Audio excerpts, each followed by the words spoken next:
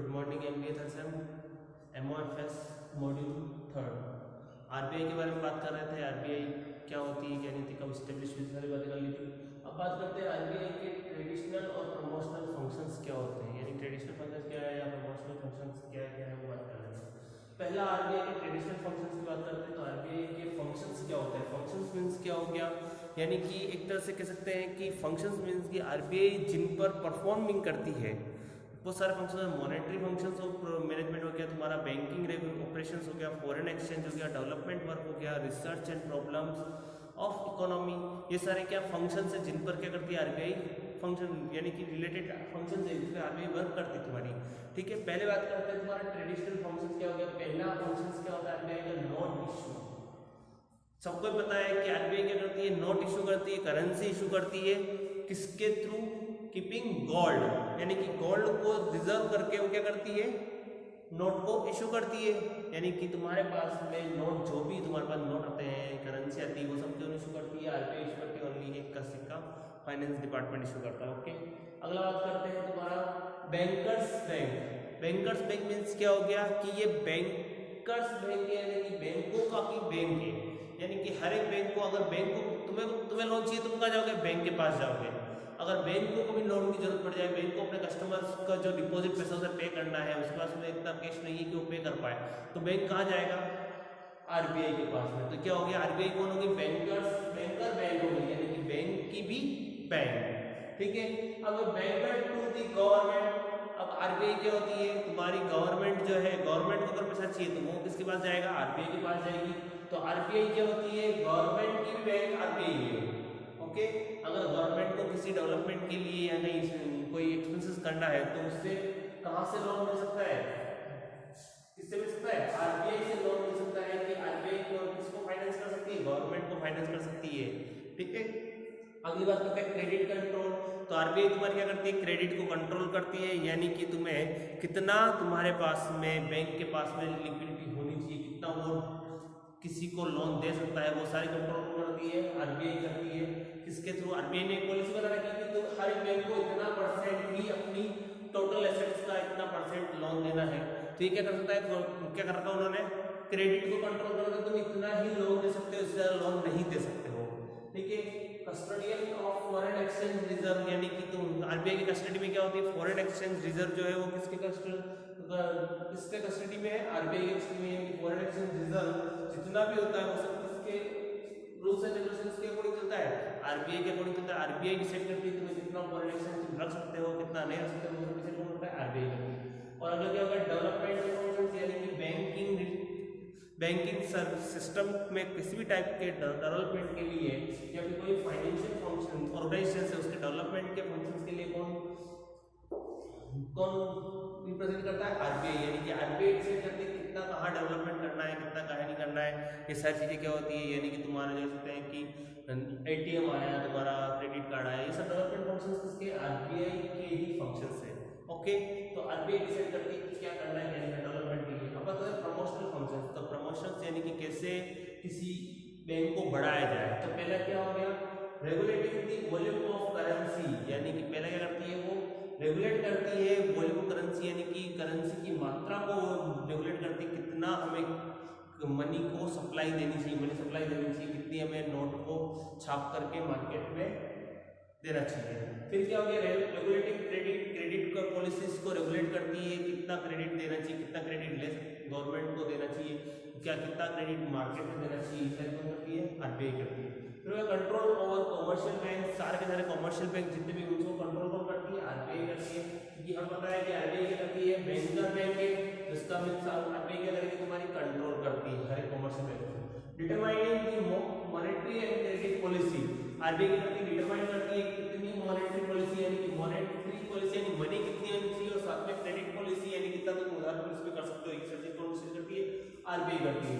Institutional credit to agriculture, अरे agriculture department में कितना तुम्हें क्रेडिट देना चाहिए, कितना लोन देना चाहिए, वो सब कौन डिसाइड करती है, आरबीआई डिसाइड करती है। कितना लोन किसी फसल को कितना लोन देना चाहिए, वो सब कौन डिसाइड करती है, आरबीआई करती है। स्पेशलाइज्ड फाइनेंशियल इंस्टीट्यूशंस, यानी क्या करती है, एक फाइनेंशियल इंस्टीट्यूशंस को लाइसेंस के बाद में एक स्पेशलाइज्ड देती है, जैसे डेवलपमेंट बैंक आईडीबीआई ओपन किया था डेवलपमेंट के लिए, इंडस्ट्रियल डेवलपमेंट के लिए। तो ऐसे ही क्या करती है आरबीआई किसी स्पेसिफिक डेवलपमेंट के लिए, जैसे इंडस्ट्री के लिए अलग बैंक बना दिया, एग्रीकल्चर के लिए अलग, रूरल डेवलपमेंट के लिए अलग बैंक बनाया। तो ये सब क्या करती है, वो नए नए फाइनेंशियल इंस्टीट्यूशंस को क्या करती है, इस्टेब्लिश करती है। इसलिए स्पेशलाइज्ड डेवलपमेंट के लिए, स्पेशलाइज्ड कंडीशंस के लिए, किसी स्पेसिफिक रीजन के लिए वो क्या करती है, डेवलपमेंट करती है।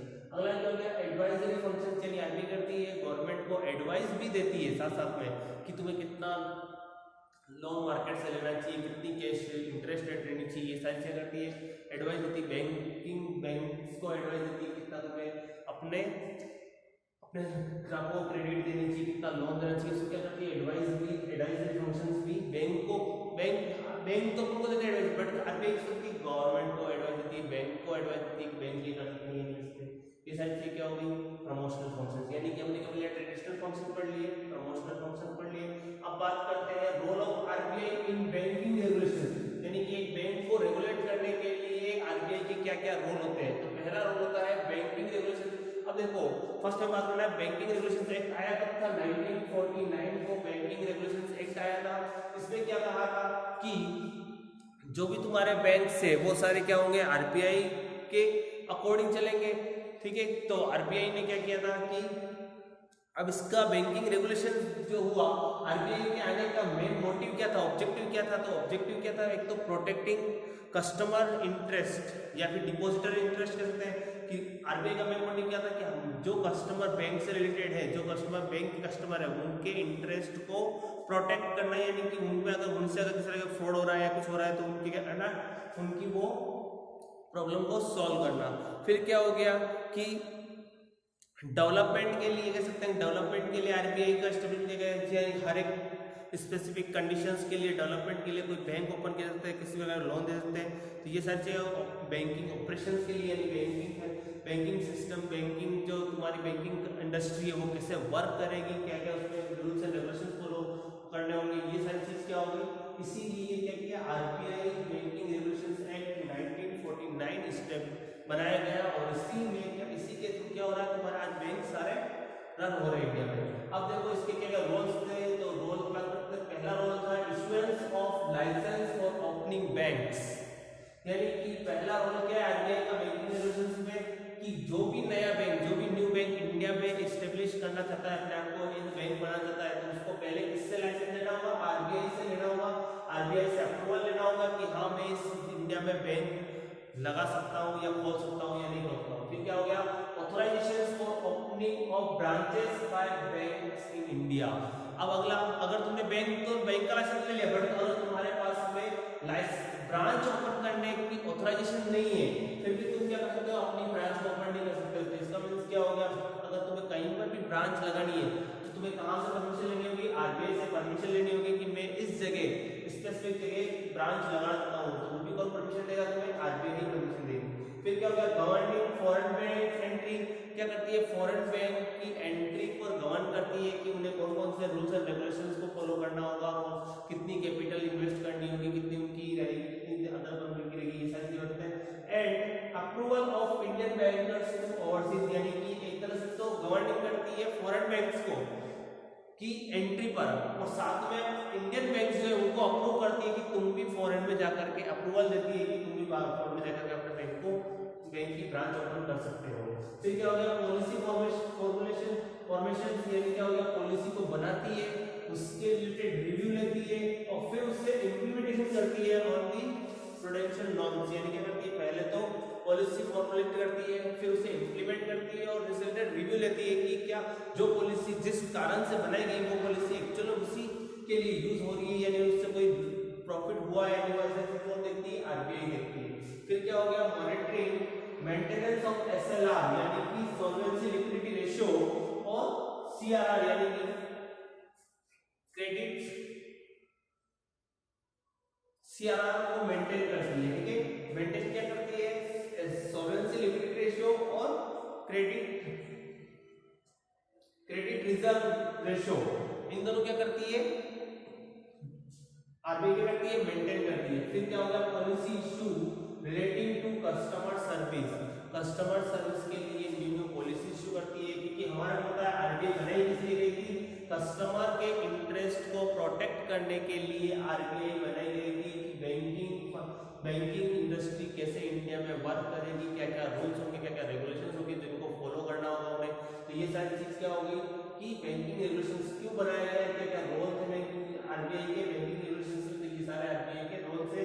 ठीक है, ये अपन ने दो चीज पढ़ लिया आज। तो एक तो आरबीआई के ट्रेडिशनल और प्रमोशनल फंक्शन पढ़ लिए और role of RBI in banking regulations, दो चीजें अपन पढ़ ली। आगे नेक्स्ट वीडियो में हम बात डिस्कस करेंगे आरबीआई से रिलेटेड दूसरी और मैनेजमेंट से रिलेटेड। Okay, thank you.